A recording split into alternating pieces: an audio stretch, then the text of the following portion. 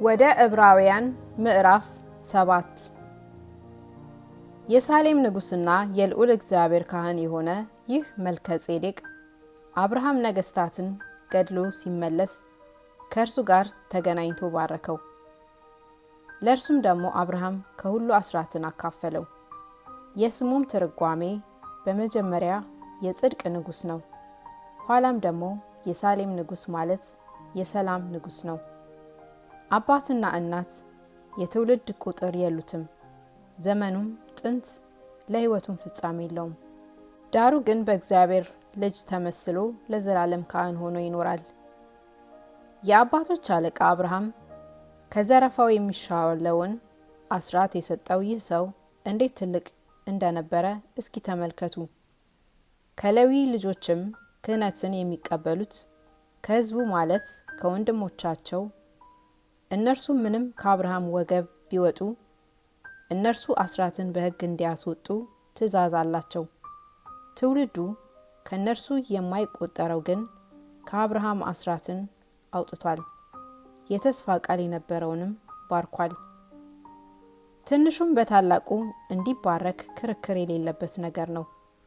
በዚህም የሚሞቱ ሰዎች አስራትን ያወጣሉ፣ በዚያ ግን የሚያስወጣ በሕይወት እንዲኖር የተመሰከረለት እርሱ ነው።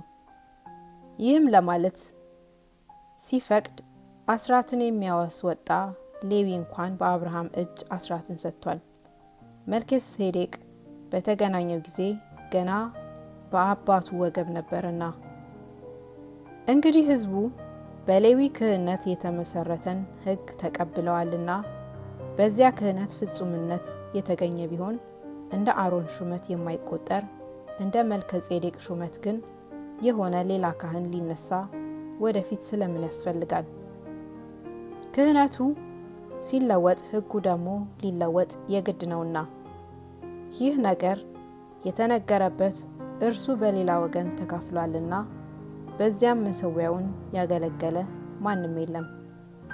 ጌታችን ከይሁዳ ነገድ እንደወጣ የተገለጠ ነውና፣ ስለዚህም ነገድ ሙሴ ምንም እንኳን ስለ ክህነት አልተናገረም፣ በማያልፍ ሕይወት ኃይል እንጂ በሥጋ ትእዛዝ ሕግ ሳይሆን ሌላ ካህን በመልከጼዴቅ ምሳሌ ቢነሳ ይህ እጅግ አብልጦ የሚገለጥ ነው። አንተ እንደ መልከጼዴቅ ሹመት ለዘላለም ካህን ነህ ብሎ ይመሰክራልና። ሕጉ ምንም ፍጹም አላደረገምና፣ ስለዚህ የምትደክም የማትጠቅምም ስለሆነች የቀደመች ትእዛዝ ትሻራለች፣ ወደ እግዚአብሔርም የምንቀርብበት የሚሻል ተስፋ ገብቷል። እነርሱም ያለ መሐላ ካህናት ሆነዋልና፣ እርሱ ግን ጌታ አንድ እንደ መልከጼዴቅ ሹመት ለዘላለም ካህን ነህ ብሎ ማለ፣ አይጸጸትም ብሎ በተናገረለት ከመሐላ ጋር ካህን ሆኗልና፣ ያለ መሐላ ካህን እንዳልሆነ መጠን እንዲሁ ኢየሱስ ለሚሻል ኪዳን ዋስ ሆኗል። እነርሱም እንዳይሞቱ ሞት ስለከለከላቸው ካህናት የሆኑት ብዙ ናቸው። እርሱ ግን ለዘላለም የሚኖር ስለሆነ የማይለወጥ ክህነት አለው። ስለ እነርሱም ሲማልድ ዘወትር በሕይወት ይኖራልና፣ ስለዚህ ደግሞ በእርሱ ወደ እግዚአብሔር የሚመጡትን ፈጽሞ ሊያድናቸው ይችላል። ቅዱስና ያለ ተንኮል ነውርም የሌለበት ከኃጢአተኞችም የተለየ ከሰማያት ከፍ ከፍ ያለ እንደዚህ ያለ ሊቀ ካህናት ይገባናል። እርሱም እንደነዚያ ሊቀ ካህናት አስቀድሞ ስለ ራሱ ኃጢአት በኋላም ስለ ሕዝቡ ኃጢአት ዕለት ዕለት መስዋዕትን ሊያቀርብ አያስፈልገውም። ራሱን ባቀረበ ጊዜ ይህን አንድ ጊዜ ፈጽሞ አድርጓልና።